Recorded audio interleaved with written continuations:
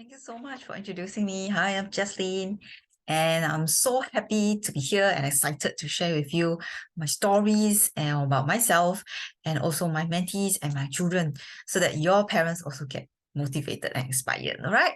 So let's go to our first slide. Next, please.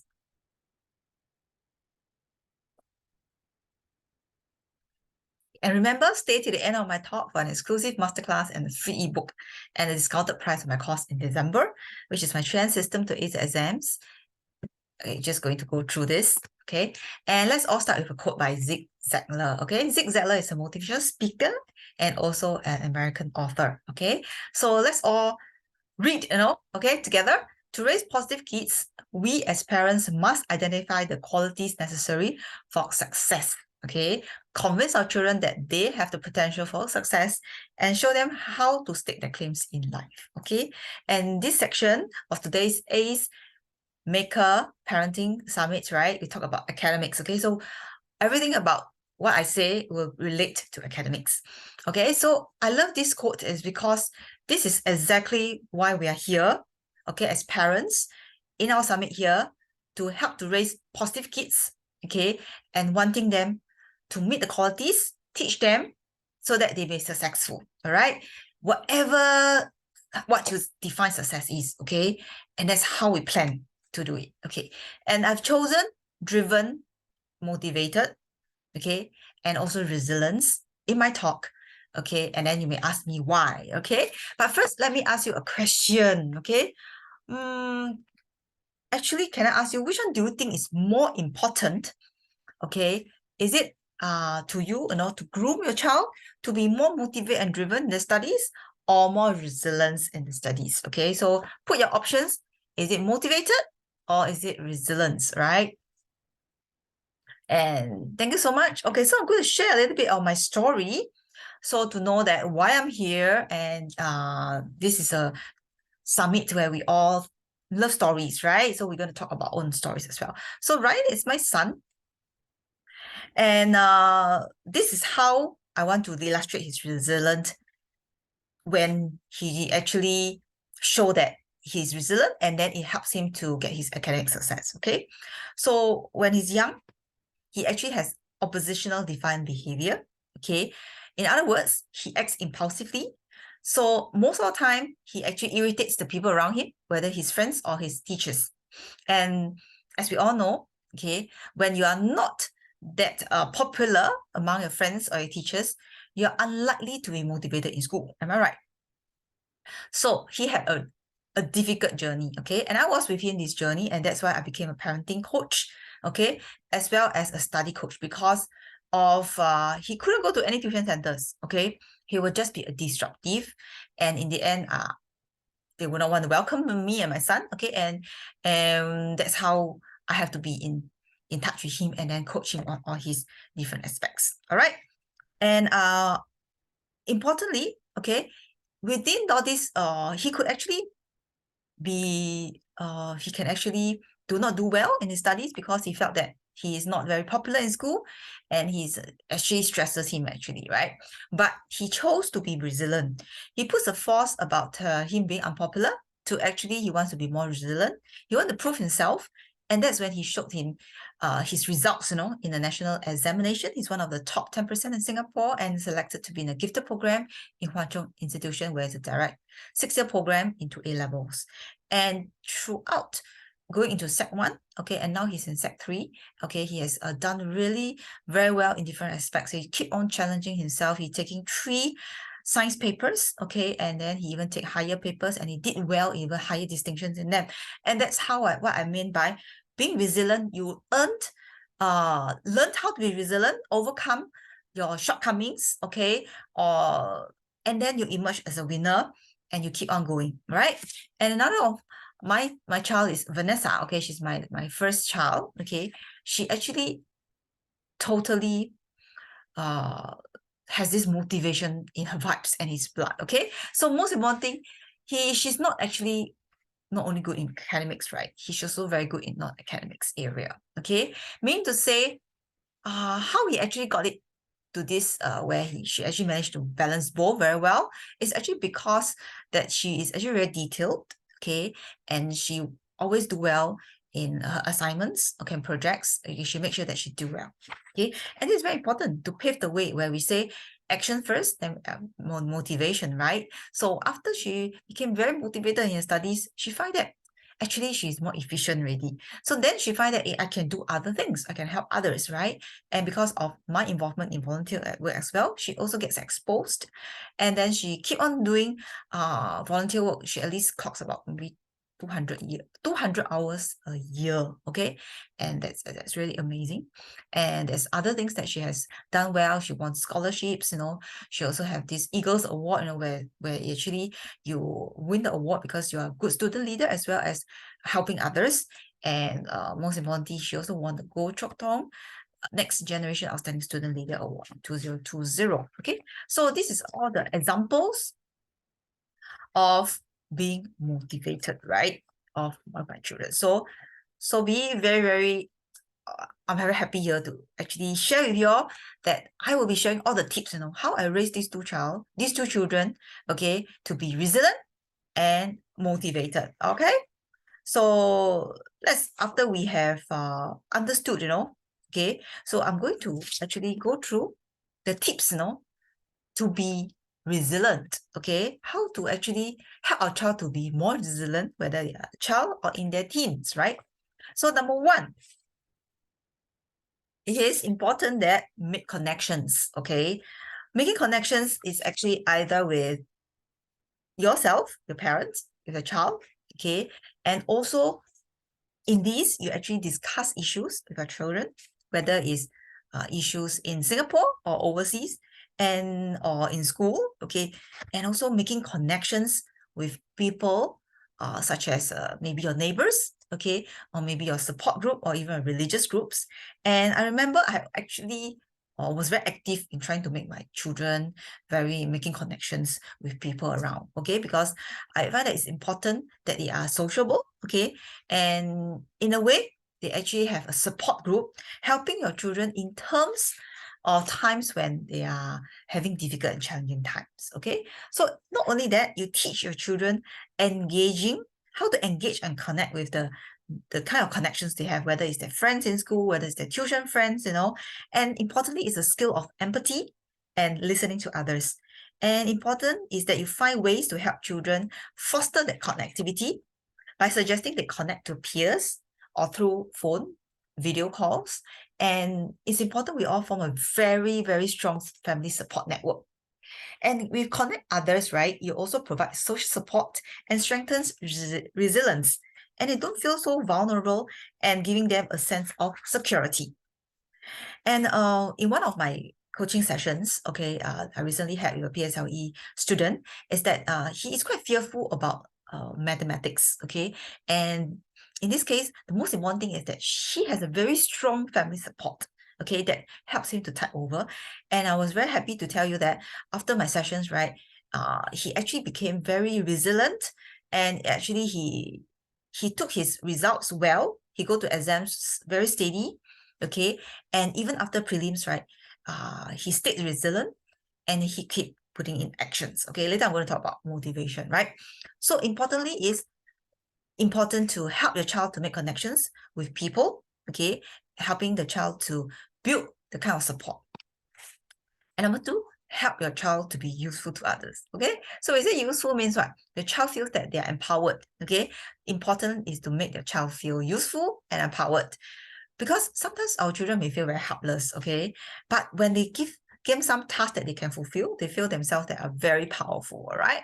And if, for example, you can bring along with them your child for volunteer work, and you find ways to actually explain to your child why do you need to do volunteer work, because you're actually giving your time, your effort, even money to the less fortunate, right? And at home, okay, why don't you actually suggest your child to help you out in certain tasks or household chores that he or she can handle, right? With that, when we encourage them to offer help to others, example in school, for example, when my children actually has a project in school, I will actually encourage them to bring more materials so that they can help those children which they didn't bring the materials to give it to them, so that they feel that my child actually is able to empathize with them as well as being helpful. Okay, and this is very important, and to help them to feel they are very empowered. All right, and this helps them to develop resilience as well. And the third one will be teach self-care to your child. So for all of us, we know that child self-care is so important to our own well-being, right? So why don't we teach self-care to your child? So for example, it's not only the basic self-care like, eating well, sleeping well, but other things such as making sure your child has time to play and let them have engaging activities that helps them to relax, okay, and stay balanced, okay, in times of stressing moments, okay. They will also regulate themselves through these activities and thereby being more resilient, okay. For example, my daughter likes to do art, okay, and I will actually, as a way to distress, and I will help her to buy the art materials and eventually appreciate her artwork. So in time, she also like to do some using clay to make some items, and that's how she distresses, okay? And there could be other ways your children actually likes to be relaxed, maybe they like to go to the beach, or they like to play music, etc. So be around and then tell them that it's so important, right? And why don't you do this, And that's how you cultivate the self-care to your child. Number 4 will be goal setting and move towards achieving the goals. So as parents, I'm not sure whether you have actually set goals for your child to attain, especially in academic goals. Like, for example, which achievement level or what grade is it, an A or a B, so that your child knows where exactly he or she is heading towards in academics. Okay, by helping them to set goals, okay, realistic ones, okay. In my coaching sessions, this is one of the most important things that we do. And we will actually set realistic and actually attainable goals. And for parents here, you are also able to help them slowly achieve the goals. And when the child has actually slowly attained and that goals that they want, you find that they grew more resilient in a way. So you compare child A and child B, okay? Child A is a child with very sheltered life. He has actually never really have any hardships or never have any goals that they set for his academics. And you find that the child B is opposite, okay? He has very clear goals of attaining every subject, what are the grades that he or she wants. And you find that these two children, which one is more resilient? Yes, there's the second one, right? Child B, because child B has learned that there's something that he wants to achieve. And along the way, when things happen, there could be some challenges, right? The only thing that he knows is to get the goals, right? So all the things that happen along the way is just little challenges, but keeping that goal in mind, you'll find that child B is able to be more resilient and eventually reach the goals. So for all the parents here, yes, it's important to actually have goal setting and helping your child to step by step to reach the goals, well, no matter what age, all right? Of course, due to time limit, we're not going to do too deeper, okay? And when you establish goals, will actually help the child to focus on a specific task and can help build resilience to move forward, okay, when they face with challenges.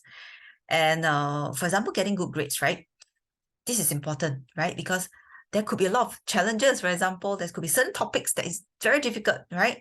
But with the resilience that you have set up and the goal sets, right, the child will find ways to overcome it, all right? And let's go to number 5. And 5 is help the child to keep an optimistic and positive outlook, okay? So here, as a parent, you are very important because if you are always very pessimistic about certain matters and daily matters, right, your child will also follow you to be pessimistic as well, okay? So for our child's sake, we also want to be optimistic and positive always, right? And when a child is facing very painful events, okay, make them help them to look in a situation in broader context and keep a long-term perspective, right? Although your child may be too young to consider a long-term look on their own, help the child to see this is what is just short-term, right? Something is happening long-term. And this is something that you can overcome and you can overcome, or let's all overcome it together. So in terms of academic journey, there's always difficulties. For example, some children find difficulty in mathematics when they are in P4. Instead of your child, very angry, very upset about maths that he cannot do, okay, why don't we, parents, give them a positive outlook that say, hey, actually, a lot of our children have the same problems, but why don't we turn this as a force? Okay, why don't we do more practices? Okay, or we can overcome the certain difficulties such as algebra or maybe the chapter on circles to help you to score better. So keeping an optimistic and positive outlook is so important, and stay connected and understand your child, what your child is actually having issues on. It will help your child to do better in the academics. Okay, so remember, resilience can be learned and there's always hope. Okay, and that next we're going to talk about motivation. Okay, so when you talk about motivation, it's so important you know intrinsic motivation and extrinsic motivation. So let's have a very simple understanding and then know which one is more important or which one is more effective, right? So intrinsic motivation refers to doing activity for its inherent enjoyment, okay? And extrinsic motivation refers to doing activity not for its inherent enjoyment, but instead for a separate outcome. So in other words, intrinsic motivation is more internally, okay? They are able to, whether you give them extrinsic rewards or not, it doesn't matter. They will still do it and they're doing a good job. Extrinsic motivation is like a reward system, okay? Or maybe some carrots dangle in front of the child, okay, so that your child wants to do well, so that he can go for a trip, can go for a treat, etc., right? So this, and there's no right or wrong whether you use either motivation, but let's see which is more effective, okay? And let me ask you a question. Do you think that motivation comes first or action comes first? Okay, let us have your answers. Let's wait, huh? Okay, so many parents have this mistaken belief that motivation comes first, okay? And then success of academics will come later, right? Because motivation, then you got action, then you got success. But actually, this is so wrong, okay? So this is also because of the book, no, by Mr. Burns, okay? The book name is actually called, okay, Feeling Good, the New Mood Therapy Revised and Updated. Dr. David Burns writes about how action comes before motivation. So I truly believe, because a lot of my students and even my own children do action first, okay? And then they found the motivation, they gain success, and slowly they will still move up consistently, all right? So this is a very, very, very important secret, you know, that I want to share with everyone, all right? So it's a myth, doesn't mean that you're motivated, then you start action, okay? It's action, then you have motivation, right? And as a study coach, right, I used to use my professional judgment to see how we can improve the grades, okay? So we diagnose it first, and then I will get the child to do actionable items and stop him or her, right? So this is actually in line with what Mr. Burns has said as well. So remember, don't think about motivation, okay? Start actions that can help to fuel motivation, right? So after understanding both resilience and motivation, right now, okay, so we can go all right in already, okay, talk about 5 ways to increase motivation in your child, right? Number 1, help them enjoy rather than controlling them, okay? So this may sound a bit difficult. How do I help them enjoy rather than controlling them? Okay, so I think a lot of parents are very guilty. Okay, or I'm guilty as well. Okay, I was dangle carrots, you know, I also praise them. Sometimes I also angry about them, scold them, so that they want them to do well in exams, right? But these are the not so good efforts. Okay, so how to make them enjoy? Okay, so I give you an example of my daughter. Okay, she's totally passionate about biology, although to some biology is really very dry. Okay, but she will teach for free. Okay, because she's so passionate. This is about themselves really truly enjoying that particular subject. They will do all the means to know the subject well, and of course they will do well in exams, right? So this is helping them to enjoy. In the process, okay, I will tell you that she actually developed all the interests on her own. Okay, but as parents, right? Let's take about Chinese, which is our mother tongue, right? I think it's a pain among a lot of parents in Singapore, okay, that their child don't do well in their mother tongue. Okay, so to me, how to make them enjoy? Okay, one of the few things that we can do is creating an environment for them. Okay, helping them to understand that Chinese is so important, right? Whether you are going to China for a trip, you can use Chinese to talk to the people, right? And with trade going from China, that is so, China is a really, really very super country, right? And it's important that we know how to speak Chinese. And as Chinese, we need to speak Chinese as well. And of course, during the journey, Chinese may not be easy for them to learn, right? But we can make it more enjoyable, more fun, okay? And helping them to understand that Chinese is a very beautiful culture, okay? Beautiful language, beautiful culture. And slowly, when you have all the all the beautiful things, okay, and asking them to enjoy, you know, going for Chinese plays, you know, I think that's very important. Okay, letting them enjoy Chinese activities, you know, related to Chinese. You find that they will want to do well. All right. So this is my experience, and my children totally love the Chinese language, and they are very motivated to want to do well. Okay, because along the way, the process of the learning of Chinese environment is very strong. Okay, we all speak Chinese. Okay, and the teachers are also very passionate. So of course, there's different factors. Let's all say that it takes a village to actually raise kids, right? So in all the different areas that we've done well, and of course, you will get the results that you desire, right? So number two, help them internalize the importance. What do you mean by help them internalize the importance? Like just now I gave the example of Chinese, okay?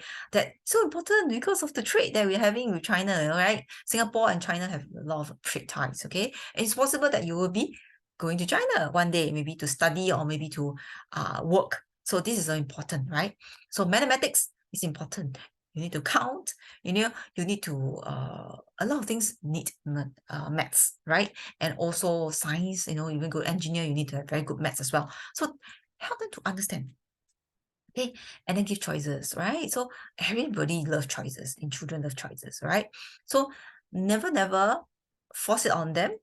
And of course, as parents, we are smart, right? So we give choices that you know you will like as well. Okay, but the children will think that they are actually the ones making the choices. Okay, and important, don't decide for them. Okay, I can give you an example as the subjects. Okay, I think in certain point in time, your child would need to decide whether I want to take extra subject, I want to change, or I want to go to another stream, science stream, art stream, etc., or choosing different subjects. Okay, and important to our parents here, do not decide for them.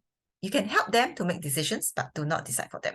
The reason being that they will be more at ease with the subject that they chose, and they'll work towards their goals. Okay, if you tell them what to study, I tell you it will backfire. Okay, that's how the human being is. Okay. And number four, find an optimal challenge. Okay, optimal. Okay, like in my coaching, okay, it's important. We need to know what's optimal. To you, this is the ideal, but to your child, it's not. So we need to find an optimal challenge between the parent and the child so that it's optimal, right? So giving a challenge to your child helps the child to go ahead, you know, with something in mind, and the child will be more motivated to work towards it rather than you have nothing. Okay, so important to help a child to work towards being motivated. Have you set a good challenge for your child, right?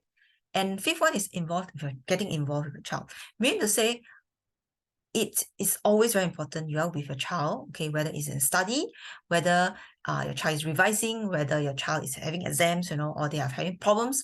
Okay, if you want your child to be good in academics, right, be involved. Know what's going on in his life, know what's going on in school, and of course, know what's going on in his heart and his mind about the subjects. And how you can help using all these factors, building your child being resilient and motivated. And I tell you, your child will definitely reach to the potential in the academics. All right. So I've ended my speech today, and I hope that I thank you so much for your attention. And I want to ask you today, okay, what will you action after listening to my talk? Okay. So what action do you do? Yeah, you can write in the comments, and let's all get into action as well. Okay. Thank you.